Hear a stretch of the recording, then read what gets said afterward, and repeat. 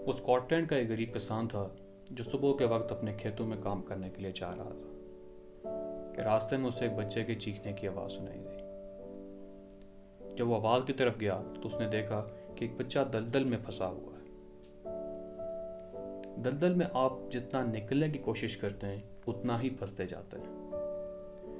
चुनाचे उसने बच्चे को पुरसुकून रहने को कहा और खुद जाकर दरख्त से एक टहनी तोड़ कर लाया। वो टहनी बच्चे की तरफ बढ़ाई, बच्चा उसे पकड़कर बाहर आ गया और फिर उसने बच्चे से कहा कि मेरे साथ घर चलो, मैं तुम्हारे कपड़े साफ कर देता हूँ। लेकिन बच्चे ने इनकार कर दिया और कहा कि मेरे वालिद मेरा इंतज़ार कर रहे होंगे, मुझे जाना है, और घर की तरफ भाग गया। अगली सुबह किसान की झोंपड़ी के बाहर एक खूबसूरत बग्गी खड़ी थी और उस बग्गी में एक निहायत रौबदार शख्सियत बैठी हुई थी। उस शख्स ने किसान से, तुमने मेरे बच्चे की जान बचाई है, मैं तुम्हारे इस नेकी का शुक्रिया कैसे अदा करूं। लेकिन किसान ने किसी भी किस्म का सिला लेने से इनकार कर दिया और कहा कि मेरी जगह कोई भी होता तो यही कर। किसान किसी भी सिले के लिए नहीं माना तो जाते जाते उस शख्स की नज़र किसान के बच्चे पर पड़ी और उसने किसान से सवाल किया, क्या ये तुम्हारा बेटा है? किसान ने कहा, जी।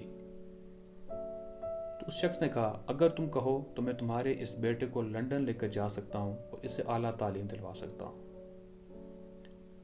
बेटे के मुस्तकबिल के बारे में सोचकर किसान इस शर्त पे राजी हो गया। वो शख्स किसान के बेटे को लेकर लंदन चला गया और उसे पढ़ाया, इतना पढ़ाया कि आज दुनिया उसे अलेक्जेंडर फ्लेमिंग के नाम से जानती है। जी हाँ, वही अलेक्जेंडर फ्लेमिंग जिसने पेंसिलिन ईजाद की और उस पेंसिलिन ने उसके बाद करोड़ों लोगों की जिंदगियां बचाई। बात यहीं ख़त्म नहीं होती।